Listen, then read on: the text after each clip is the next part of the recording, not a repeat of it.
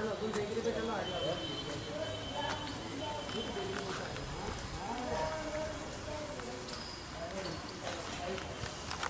हाँ हाँ हाँ बिल्कुल। तो मैं मतलब अब भी पहुँचा रहा हूँ भैया को।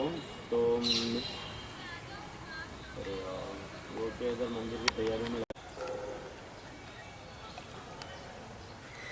अच्छा आज आ जाओगे ना अभी? चलो आ जा जा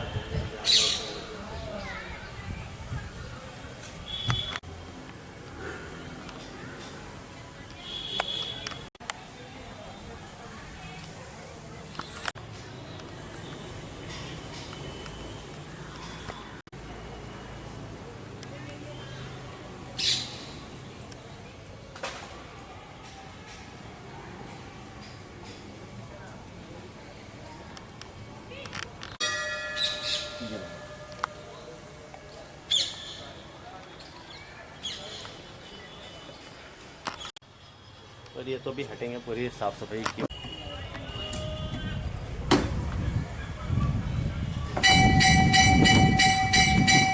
किस तरह की पूजा इस पूरे मास में की जाती है? अधिक मास जैसे हर प्रति 3 वर्ष में 1 महीने के लिए आता है, और जिस भी साल अधिक मास होता है वह साल 12 महीने की बजाय वो 13 महीने का होता है।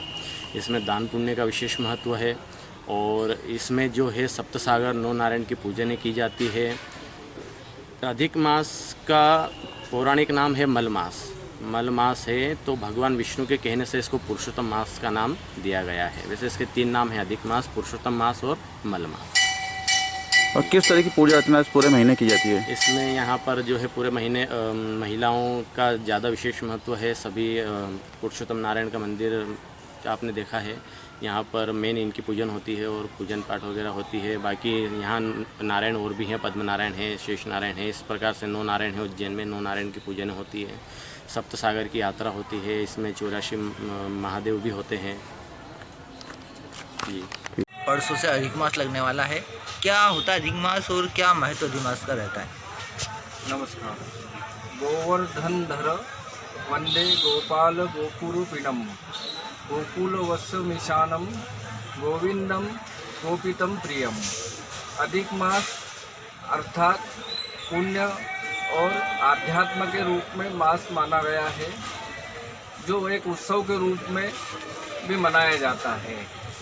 ज्योतिष शास्त्र के अनुसार सूर्य व चंद्र के मास के दूरी जो अंतर को समन्वय करने के लिए अधिक मास के रूप में यह मास माना गया है।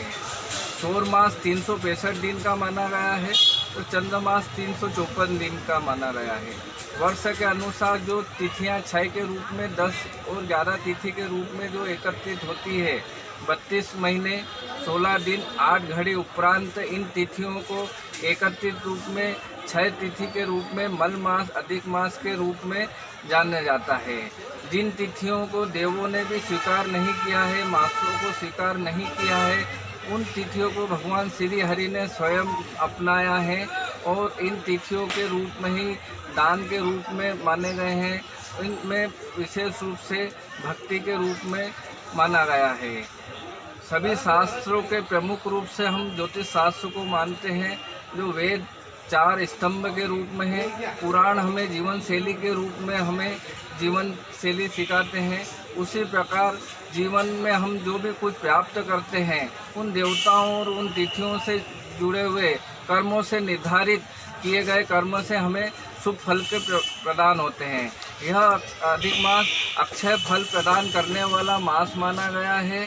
भगवान स्वयं ने सूर्य और चंद्र के मस्तक में विराजित है, जो समुद्र मंथन की कथा से चंद्रमा का प्रकट हुआ और जन कल्याण के रूप में भगवान शिव ने चंद्रमा को मस्तक पर रखा है। उसी प्रकार चंद्रवंश में ही भगवान श्री कृष्ण का प्रकट हुआ है, इसलिए सूर्य चंद्र का महत्व विशेष रूप से माना गया है। इसी को देखते हुए अधिक मास इस बार 18 सितंबर के दिन प्रारंभ होने जा रहा है।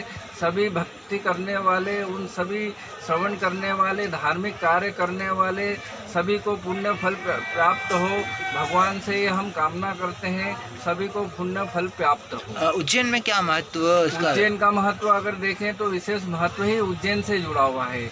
अवंतिका श्री क्षेत्र महाकाल वन के रूप में माना जाता है।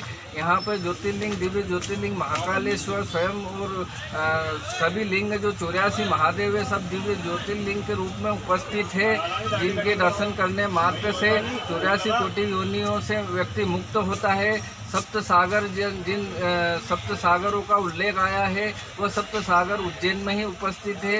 नौ नारायण के रूप में भगवान नौ नारायण भी उपस्थित है। समुद्र की कथा के रूप में हम उज्जैन को मुख्य रूप से हम ब्रह्मांड का प्रमुख केंद्र बिंदु के रूप में मानते हुए आए हैं। इसलिए जो जातक 4 धाम की यात्रा भी नहीं कर पाता है जीवन में, वह मात्र उज्जैन में इन स्थानों में दर्शन करने से, ब्राह्मणों का आशीर्वाद लेने से सभी सुख समृद्धि प्राप्त होती है उन्हें। नमस्कार।